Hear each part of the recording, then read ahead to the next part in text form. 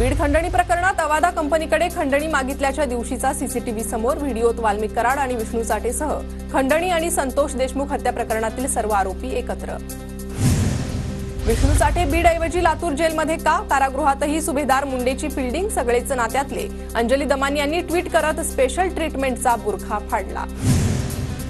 धनंजय देशमुख यांनी सीआयडी अधिकाऱ्यांची भेट घेतली। खंडणी व्हिडिओमधील बालाजी तांदळेची चौकशी व्हावी। हत्येच्या दिवशी भावाच्या गाडीमागे असणारी गाडी तांदळेच्या घरी होती, धनंजय देशमुखांची माहिती।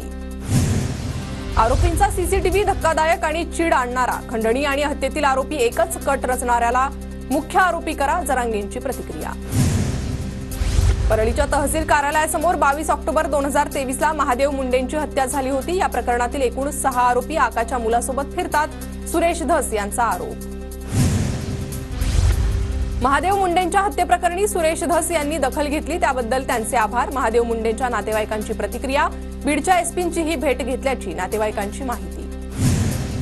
मुख्यमंत्र्यांनी धनंजय मुंडेंचा तातडीने राजीनामा घ्यावा। महाविकास आघाडी म्हणून मुंडेंच्या राजीनाम्याची आमची मागणी। धनंजय मुंडेंना कोणत्याही कोर्टाने गुन्हेगार ठरवलं नाही। मुंडेंवरचा कोणताही आरोप सिद्ध झाला नसल्याने राजीनामा देण्याचं कारण नाही, दिलीप वळसे पाटलांची प्रतिक्रिया। आम्ही कोणत्याही आरोपीचं समर्थन करत नाही, पण बीड प्रकरणात धनंजय मुंडेंचा सहभाग असेल असं वाटत नाही। एखाद्या नेत्याचा राजकीय बळी घेऊ नये, लक्ष्मण हाकेंची प्रतिक्रिया।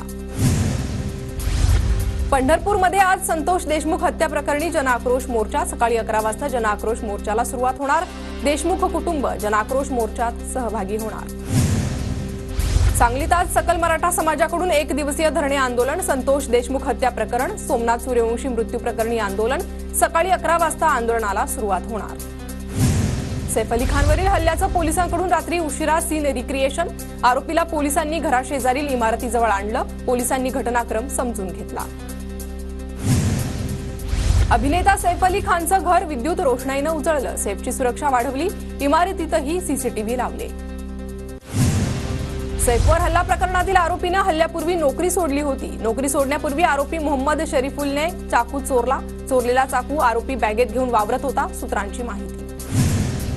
रुग्णालयातून डिस्चार्ज मिळाल्यानंतर सैफच्या सुरक्षेत वाढ। सैफच्या घराबाहेर पोलिसांचा बंदोबस्त तैनात। सद्गुरू शरण इमारतीत सीसीटीव्ही लावण्यात आले। अभिनेता सैफ अली खान हल्ला प्रकरणात तपास अधिकारी बदलला। पोलीस निरीक्षक सुदर्शन गायकवाडांकडून तपास काढून घेतला। पीआय अजल लिंगनूरकर हल्ला प्रकरणाचा तपास करणार। विधानसभेला तटकरेंनी आमच्या विरोधात काम केलं, भरत गोगावलेंचा आरोप। आम्ही पुरावे दिले तर तटकरे खासदारकी सोडतील का? मंत्री भरत गोगावलेंचं सुनील तटकरेंना आव्हान। आदिती तटकरेंना निवडून आणलं ही आमची चूक होती असं वाटतंय, असंही वक्तव्य। आपल्या भावना नेतृत्वाकडे बोलल्या पाहिजे, जाहीर वक्तव्य नको। भरत गोगावलेंच्या टीकेवर सुनील तटकरेंची प्रतिक्रिया। छत्रपती संभाजीनगरातील शिवसेनेच्याच 2 नेत्यांमध्ये वाद। अब्दुल सत्तार शिंदेंकडे संजय शिरसाटांची तक्रार करणार। शिरसाटांकडून नाहक बदनामी सुरू असल्याचा सत्तारांचा आरोप। पालकमंत्रीपद वाटपावरून शिवसेनेनंतर राष्ट्रवादीतही धुसफूस सुरू। स्वजिल्हे न देता काही मंत्र्यांना दूरचे जिल्हे देण्यात आल्यानं मंत्र्यांमध्ये नाराजी असल्याची चर्चा। नाशिक जिल्ह्याच्या पालकमंत्रीपदासाठी भाजप आग्रही। गिरीश महाजनांनाच नाशिकचं पालकमंत्रीपद देण्यावर भाजप ठाम। पालकमंत्रीपदासाठी फडणवीस, शिंदे आणि अजित पवारांसोबत चर्चा करणार असल्याची माहिती। मुख्यमंत्री दावोस वरून आल्यानंतर त्यांच्याशी बोलणार, सकारात्मक निर्णय होईल, काळजी करू नका। रायगडच्या पालकमंत्रीपदावरून एकनाथ शिंदेंचं कार्यकर्त्यांना आश्वासन। जनतेनं पाशवी बहुमत दिलं म्हणून आता ते पाशवी बलात्कार करतायत। पालकमंत्रीपदाच्या वादावर बोलताना आव्हाडांचं वादग्रस्त विधान। तर आव्हाड अभ्यासू पण कुठे शब्द वापरावे यात गडबड होते। भुजबळांकडून आव्हाडांची पाठराखण। उपमुख्यमंत्री शिंदे नाराज नाही, शिंदे दरेगावी नेहमी जात असतात। शिंदेंच्या नाराजीच्या चर्चांवर राधाकृष्ण विखे पाटलांची प्रतिक्रिया। शरद पवार आणि उद्धव ठाकरे लवकरच भाजपसोबत जाताना दिसतील। प्रहारचे नेते बच्चू कडूंचा मोठा दावा। बच्चू कडूंचा गौप्यस्फोट हास्यास्पद, त्यांचं नावच कडू, ते गोड कधी बोलणार? बच्चू कडूंच्या दाव्यावर आशिष शेलारांची खोचक टीका। शरद पवार, अजित पवार उद्या पुण्यात एकाच मंचावर येणार। उद्या वसंतदादा शुगर इन्स्टिट्यूटची सर्वसाधारण सभा। पवार, अजितदादा उपस्थित राहणार। मुंबई आणि ठाण्यात विनापरवाना औषध विक्री करणाऱ्या कंपन्यांवर छापे। अन्न व औषध प्रशासनाची कारवाई। तर याच घरपोच सेवा पुरवणाऱ्या कंपन्यांकडून 16,700 रुपयांची औषधही जप्त। बीकेसी परिसरात वाहनांची वर्दळ वाढल्यानं वाहतूक कोंडी रोखण्यासाठी मुंबई पोलिसांकडून वाहतुकीत बदल। देशातील पहिली ई वॉटर टॅक्सी मुंबईत धावणार. गेटवे ऑफ इंडिया ते जवाहरलाल नेहरू पोर्ट ट्रस्ट दरम्यान ही टॅक्सी सेवा चालवण्यात येणार. मुंबईतील तापमानात घट. पुढील 2 ते 3 दिवस तापमानात घट होण्याची शक्यता. उत्तरेकडून येणाऱ्या वाऱ्यांमुळे मुंबईत गारवा राहणार. हवामान खात्याचा अंदाज. रायगडच्या उरणमध्ये बर्ड फ्लूचा शिरकाव. उरणच्या चिरनेर गावात अनेक कोंबड्यांचा मृत्यू. कुक्कुटपालन व्यावसायिक अडचणीत. गावात प्रशासनाकडून 2 टीम तैनात. पुण्यातील भारती विद्यापीठ आणि आंबेगावमध्ये उद्या पाणीपुरवठा बंद. तळजाई टाकीमधील मुख्य जलवाहिनीच्या देखभाल दुरुस्तीच्या कामासाठी पाणीपुरवठा बंद. पुणे मुंबईसह राज्यातील सर्वच बाजार समित्यांमध्ये टोमॅटोचे भाव घसरले. किरकोळ बाजारात किलोला 15 ते 20 रुपये भाव मिळाल्यानं शेतकरी हवालदिल. टोमॅटोंची मोठ्या प्रमाणात आवक झाल्यानं भाव घसरले.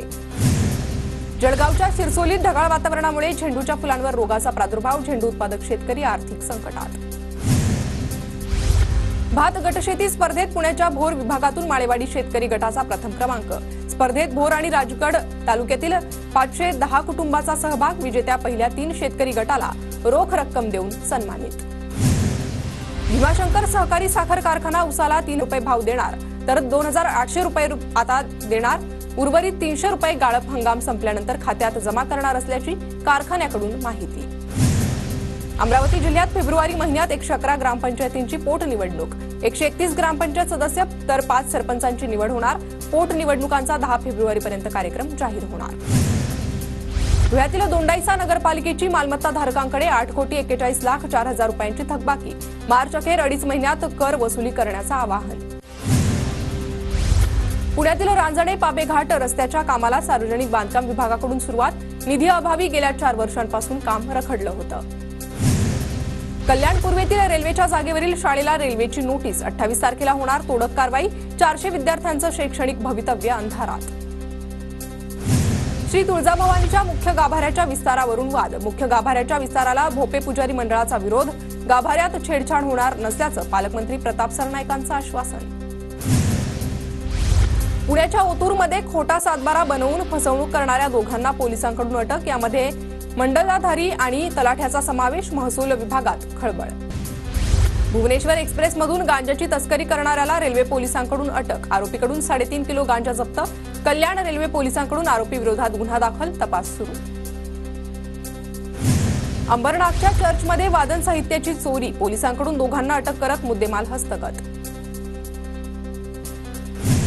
उल्हासनगरमध्ये दुचाकीला कट मारल्याच्या वादातून तरुणाला मारहाण. मारहाण करणाऱ्यांविरोधात विठ्ठलवाडी पोलीस ठाण्यात गुन्हा दाखल. आरोपीचा पोलिसांकडून शोध सुरू.